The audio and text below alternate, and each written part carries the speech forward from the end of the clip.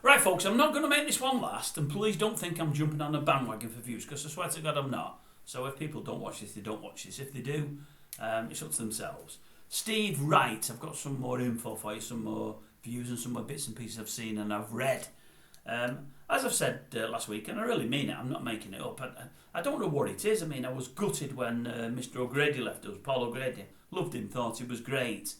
I was probably even more so when Barry Humphries did. I mean, he's getting on a bit now, Barry. You know, he's had a long life, longer than most all of them. But I never used to see Barry on the TV often, but when I did, he really, really, really tickled me up. I mean, really. His kind of humour was probably my kind of humour. That's probably what it is. Very, very clever man. Not that I'm saying I'm clever at all. He most certainly was. Very knowledgeable guy.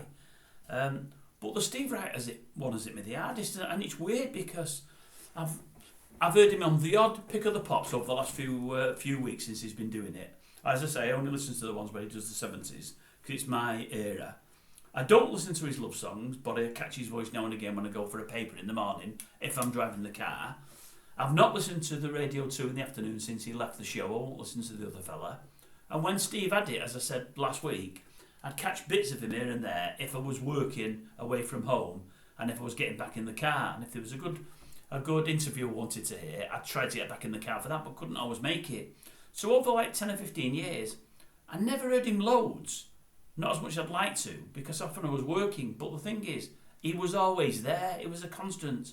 And I loved him because I thought he was just the best of the best broadcasting-wise. And he often put a smile on my face.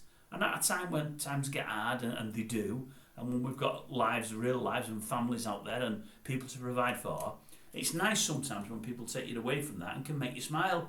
And Steve often did it, and he did it without even trying. But I always got the impression he was a nice fellow with no edge to him. And I've obviously learnt since his passing that was the case, because so many people have said great things, it's unbelievable. I've got a few more thoughts on him, a few things that I've seen that I'd like to recommend to you, but you don't take me up on them, it's not a problem. And a couple of things I've read today that you might not have heard of because they shocked me when I read them. Right, what I will say is, loads of people have done loads of not speeches, it's the wrong word, said lots about Steve since he's died. Really, really, really great things, really, really nice things. I told you last week I heard Jeremy Vine do one. I heard him do a couple, but his 8-minute one was particularly good. Since then, I heard Chris Moyle speak about him on YouTube. Really cut me up, it did. It was brilliant. I've never been a lover of Chris Moyle, to be honest with you, but I never give Radio 2 a chance, really, since the time of people like Steve Wright left. When he left, I sort of left because Radio 1 wasn't for me anymore. They were taking away the good DJs and leaving the dross. So sort of I went with Steve Wright, I suppose. But what Moyle said about Steve Wright, I didn't know they were close, I didn't know they were friendly, was just absolutely fantastic. If you get a chance, go listen to it. You'll enjoy it, you really will. I mean, enjoy sounds a bad word, but... And there's another one I've seen, I think I wrote it down, because I can't remember. What was the other one? I mean, I should remember if it's that good. Look, the Gary Davis one. I listened to Steve's show over the weekend, the Pick of the Pop show. It was 2 hours this weekend. They do two years. And the years they did, the first year they did was the first year Steve Wright came onto Radio 1. And then the other year they did was his first year in Radio 2. And I think they started with the first year in Radio 1. I think it was 1980 or 1981. I think it was 1980. And I listened to that because it's just close to the 70s, so that's the music I like the most. And obviously, because it was the first hour on Saturday, Gary Davis had to come on and talk about Steve before he played any tunes. My goodness, he probably rehearsed it a few times and did it a few times because he probably kept breaking down. But even with practice, he was breaking down. As he said it, it was really, really touching. Really, really heartfelt. So there's 2 that I think are worth listening to. Maybe it's morbid, I don't know, but that's just me, I suppose. Maybe you're not the same viewers. And then I did mention before Christmas that it was well worth listening to Peter Kay with Steve Wright because they did a Christmas special, and I recommended it to viewers when I seen it was going to be on, and I never got the time to listen to it, and I just didn't get the time because Christmas got in the way and it just got too busy. Anyway, I listened to that last night. The other half was out for a few hours, and I sort of sat in my armchair, reclined got the old recliner out, and just lay and listened to it. Fantastic bit of radio, absolutely brilliant. I mean, Peter Kay was obviously on form, as Peter Kay often is, and to a great extent, Peter Kay, I mean, it was a show about him, but sort of took over the show. But that's the measure of Steve Wright, that he let him do it, and he did it in such a way that he was just a foil for Peter Kay, and it was really, really good. And I mean really good. If you get a chance, give it a listen. I thought it was great. And it was brilliant. Some of you may have heard it, but if you've not, it's on the BBC Sounds app. It is really good. Then after that, I let it run on. He did an interview with somebody else I like. Oh, he did an interview with Barry Humphries. That was on there as well. That's one of the ones that BBC Sounds have put on there. I think it was Barry Humphries, followed by, I think it was Emilio Estevez, I think. The Barry Humphries one was really good, but again, Barry Humphries is brilliant, so I wanted to listen to that. But they were worth listening to. And then, this is what I'll give you, the bits I've read today. Let me see if there's anything else other than what I've read. No, what I've read today. His mate, Mark Wells, is saying, now I don't know if you heard this, but last week, about 3 or 4 days after he died, Steve Wright's brother has come out and said they think really what's killed him is his lifestyle and maybe his diet. As we know, he's put a lot of weight on over the last couple of years. It's been a bit up and down, but when it's been up, I believe he got up to 18 stone. I know he didn't look good in pictures, and I don't know how tall he was. I mean, if he's 6 foot, 6'1", 6'2", it's still a lot of weight, but it's not quite as bad. If he's 5'8", 5'9", 5'10", and I'd never really know, then it's obviously much worse.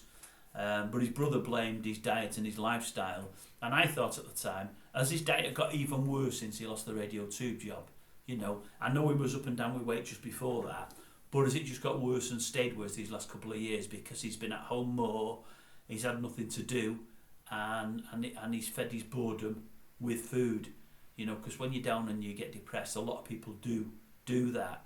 And I was only listening over the weekend. I mean, I heard Gambaccini again, who I like, Gary Davis and a couple of others. I think Johnny Walker did something today on his 70s show saying he'd do his show, and I think we've all heard that his 2 o'clock show would start, but he'd be getting it all ready from 9 in the morning, virtually every day of the week.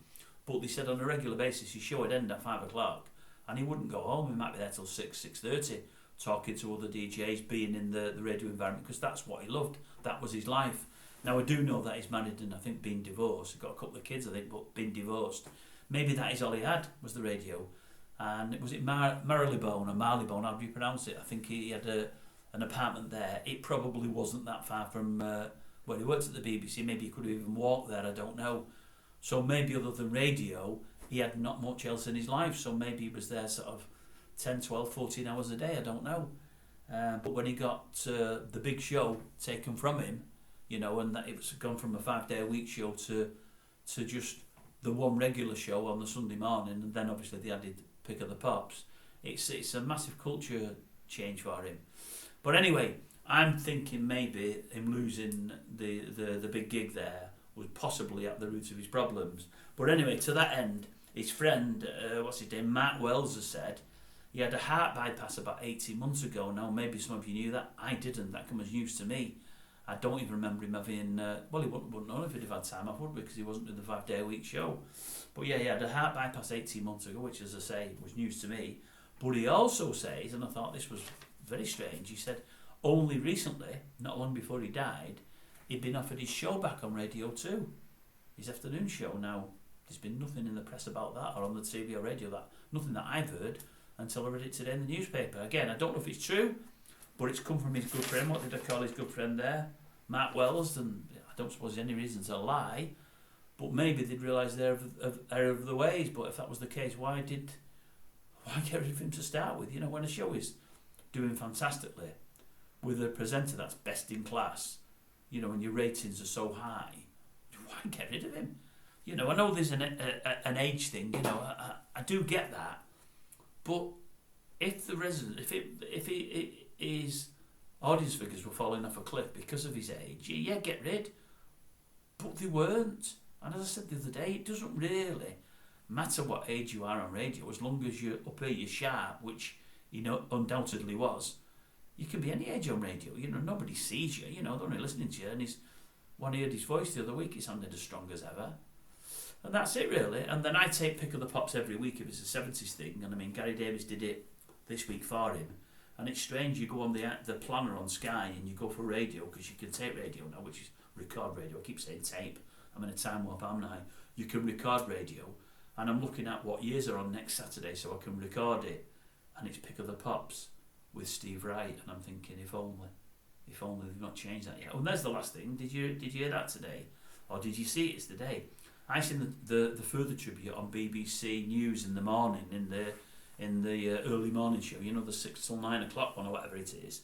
I seen the tribute, but I believe early on they announced they were going to do a tribute to him later in the show, and they said, and we've got Steve Wright, later we're doing a further tribute to him, and they put up a picture of Simon Bates, and the guy that's presenting the show says, no, I think we've made a mistake there, that's not Steve Wright, that's Simon Bates.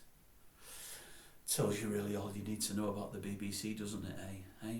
The probably the best broadcaster they've ever had on radio dies. There's a massive outpouring on social media and everywhere else, and the BBC, who have covered it pretty well, you must admit, for all that they were the ones that knifed him in the back, actually then managed to put Simon Bates's photo to accompany the story that they're going to run later on about Steve Wright. You couldn't make it up, could you? You really couldn't. Then again, who'd think they'd get rid of him from a show 2 years ago and then maybe offer it him back? You couldn't make that up neither. But according to his mate, the offer was on the table.